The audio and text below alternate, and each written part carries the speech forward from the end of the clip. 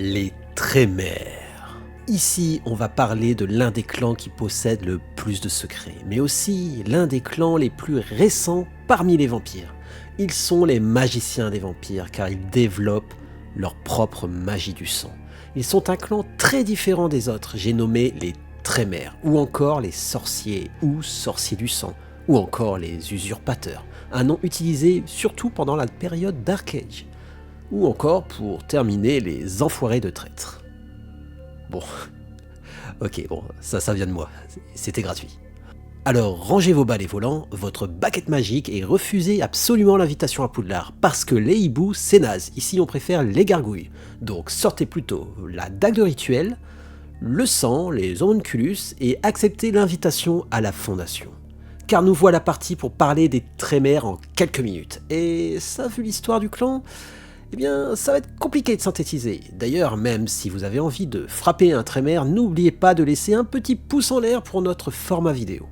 Pour rappel, nous parlons ici de la V5, mais je pense qu'il est primordial de connaître le passé de ce clan pour comprendre davantage la situation actuelle. Donc il y aura un historique sur le clan que je tenterai de synthétiser au maximum. Autre point, je précise aussi que nous avons un joueur Trémère dans notre saison 1 et 2 de Vampire la Mascarade, et qu'il y a donc beaucoup de scènes de vie dans la fondation. Ça peut toujours vous donner des exemples, des idées en tant que maître du jeu ou joueur. Allez hop, c'est parti. Qui sont les Trémères ? Le premier vampire du clan est Trémère. Trémère était un mage roumain qui menait une cabale au cœur des montagnes roumaines en Transylvanie au 8e siècle. Pour info, une cabale est un groupe de mages. Pour les non-connaisseurs de magie, il faut savoir que la magie, avec un Y-E, est puissante et permet de quasiment tout faire. La seule limite est le paradoxe, mais aussi la mortalité. Car oui, Trémère vieillissait. C'est alors qu'il s'est mis à la recherche du secret de l'immortalité avec sa cabale. Pour ces recherches, des mortels furent tués et des vampires disséqués et vidés de leur vitae.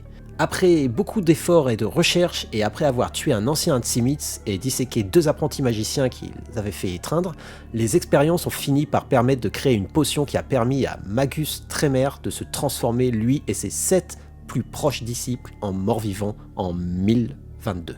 Voilà donc les premiers Trémères. Après avoir gagné leur immortalité, ils n'avaient qu'un besoin essentiel, le besoin de sang, comme tout vampire. Autre mauvaise nouvelle pour eux, c'est que leur pouvoir de mage était perdu à jamais.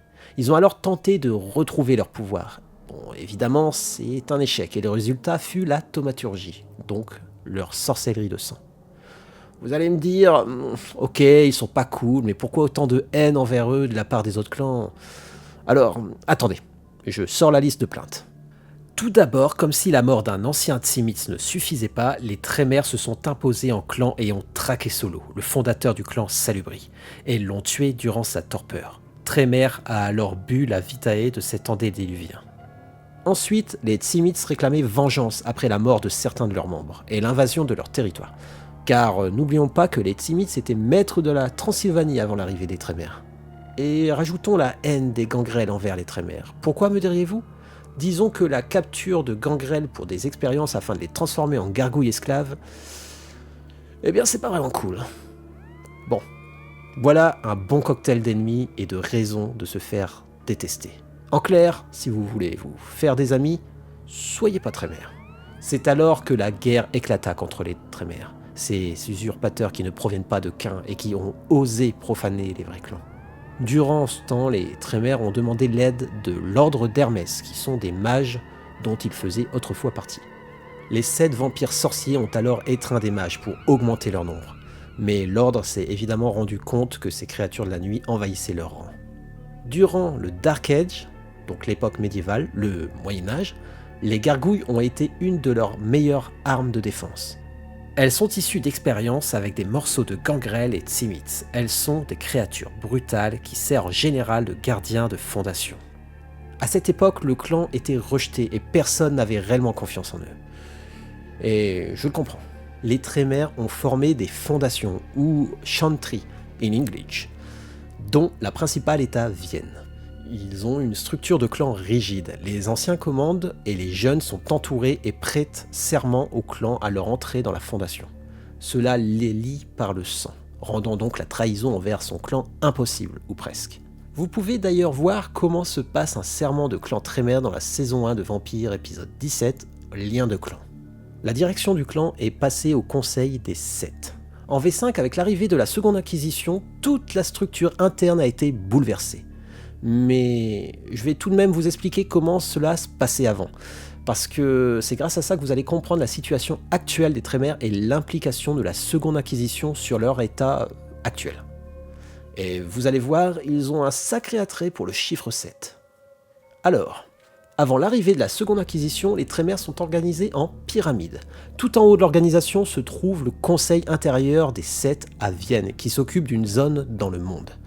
Le Conseil des Sept est en contact magique et ne se rassemble que tous les 7 ans. Chacun des membres possède 7 pontifes, qui chacun a une partie de la zone attribuée aux conseillers. Chaque pontife dirige des seigneurs qui, eux, dirigent des régents.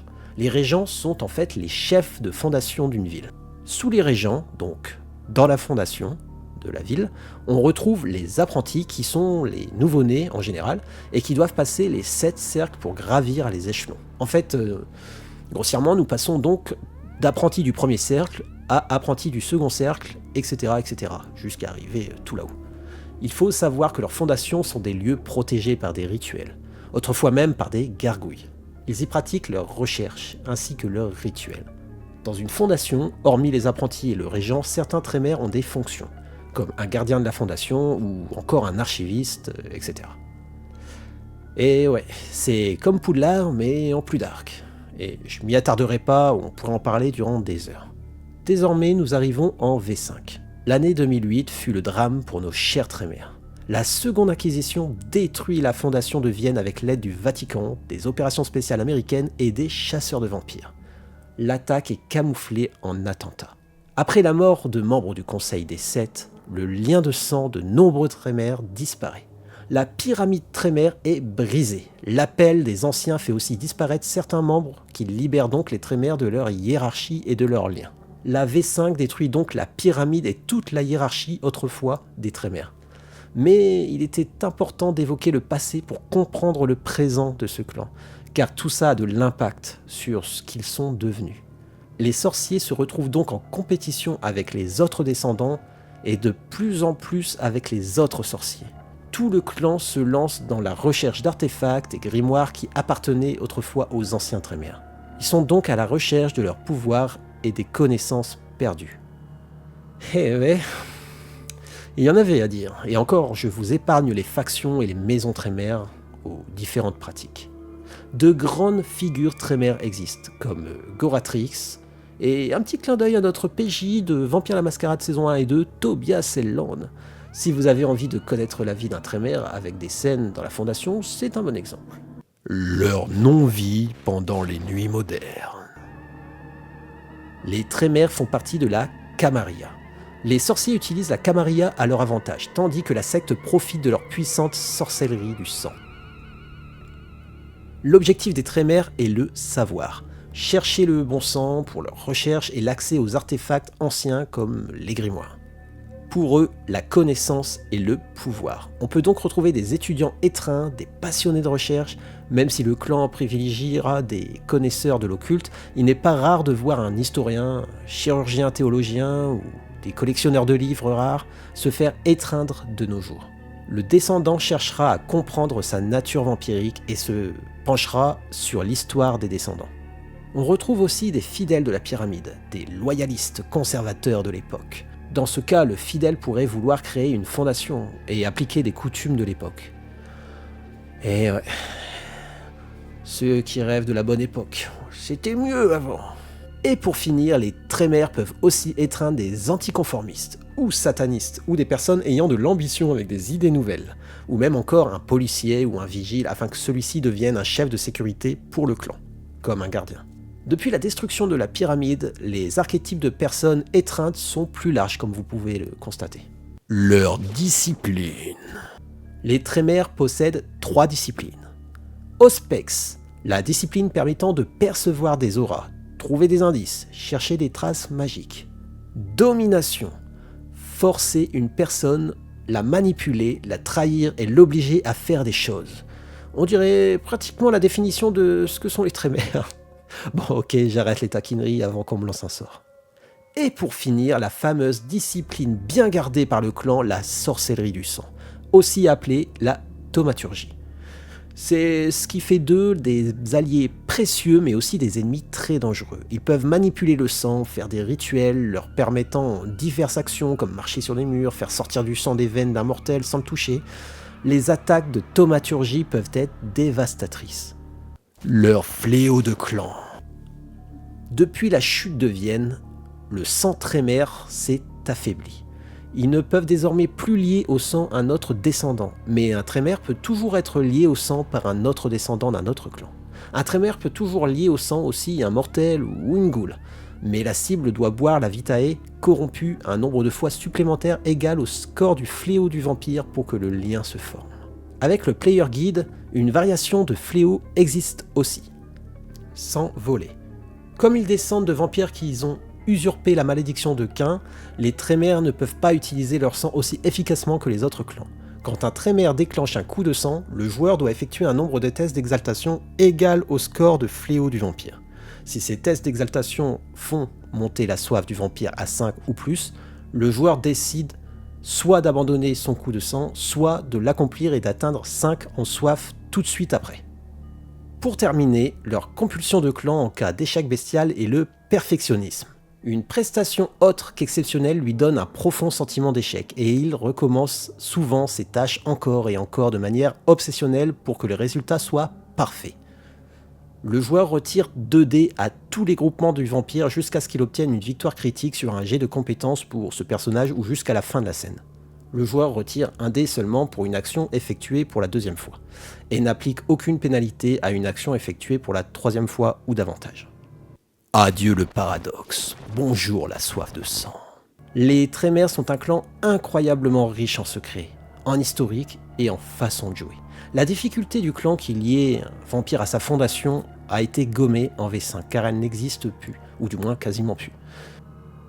Cela peut être positif comme négatif car ça facilite le jeu en coterie mais enlève aussi de la substance au clan, cependant ça reste un clan qui reste juste incroyable à jouer et qui possède encore tous ses secrets.